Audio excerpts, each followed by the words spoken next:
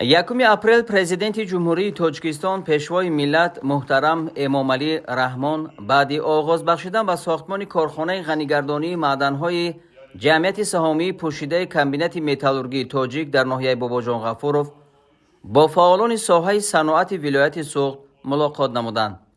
сарвари давлат муҳтарам эмомалӣ раҳмон сафари корӣ дар як қатор шаҳру ноҳияҳои вилояти суғдро дар рӯзҳои 29-30 март натиҷагирӣ карда оид ба вазъи корҳои созандагӣ ва рушди соҳаи саноати кишвар бо таҳлилҳо андешаронӣ намуданд. таъкид гардид ки ҳамаи тадбирҳои дар даврони соҳибистиқлолӣ амалӣ намудаи ҳукумати кишвар ба баландбардоштани сатҳу сифати зиндагии мардуми тоҷикистон равона гардида то имрӯз барои расидан ба ин ҳадафи олӣ заминаи мусоиди кору фаъолият фароҳам оварда шудааст. гуфта шуд ки танҳо дар 5 соли охир дар ҳудуди вилояти суғд 680 корхонаву коргоҳҳои саноатӣ бо таъсиси ҳазорҳо ҷойи нави корӣ бунёд ёфта ба фаъолияти истеҳсолӣ оғоз кардааст. дар ин давра ҳаҷми истеҳсоли маҳсулоти саноатии вилоят мунтазам афзоиш ёфта соли 2024 ба 3.4 миллиард сомонӣ расид ки нисбат ба соли 2020 ду баробар зиёд мебошад.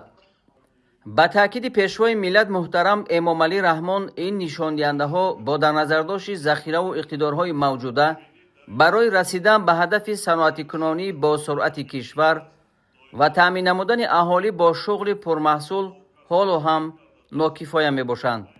аз ин рӯ мақомоти иҷроияи ҳокимияти давлатии вилоят ва шаҳру ноҳияҳои он, вазоратҳои саноат ва технологияҳои нав, кишоварзӣ ва дигар вазорату идораҳои марбута вазифадор шуданд ки барои ба роҳ мондани истеҳсоли маҳсулоти рақобатноки дорои арзиши баланди илова тамоми тадбирҳои заруриро амалӣ намоянд. зимни таҳлили вазъи содирот иброз гардид ки имкониятҳои вилоят доир ба зиёд кардани ҳаҷми содирот бахусус содироти маҳсулоти тайёр ҳолу ҳам пурраистифоданашуда истодааст. барои рушди соҳаи саноати маъдан ва ба кор даровардани иқтидорҳои нави истеҳсолӣ ташкили ҷойҳои корӣ ва истеҳсоли маҳсулоти содиротӣ ба сохторҳои дахлдор супоришҳои мушаххас дода шуд. пешвои миллат ҳадафи бунёди корхонаи ғанигардонии маъдани оҳани комбинати металлургии тоҷик дар ноҳияи бобоҷон ғафуровро пешрафти соҳаи саноат бахусус мусоидат ба рушди соҳаи саноати маъдан ва таъсиси ҷойҳои корӣ маънидод намуданд. гуфта шуд ки дар ҷараёни сохтмони корхона наздики 600 нафар, дар марҳилаи аввали ба кор даромаданаш 1200 нафар ва пас аз пурра омода шудани он 2000 шаҳрванд бо кори доимӣ ва маоши хуб таъмин мегарданд. баъди таҳлили вазъи истихроҷ ва истеҳсолу коркарди маҳсулот дар корхонаҳои саноатии вилояти суғд, сарвари давлат сохторҳои марбутаро барои ба роҳ мондани фаъолияти истихроҷ ва коркарди маҳсулот вазифадор намуданд. таъкид гардид ки имрӯзҳо дар саросари кишвар аз ҷумла дар вилояти суғд барои дар сатҳи шоиста ҷашн гирифтани 35-солагии истиқлоли давлатӣ корҳои ободониву созандагӣ вусъат гирифта истодааст ки дар ин раванд соҳибкорон саҳми назаррас доранд.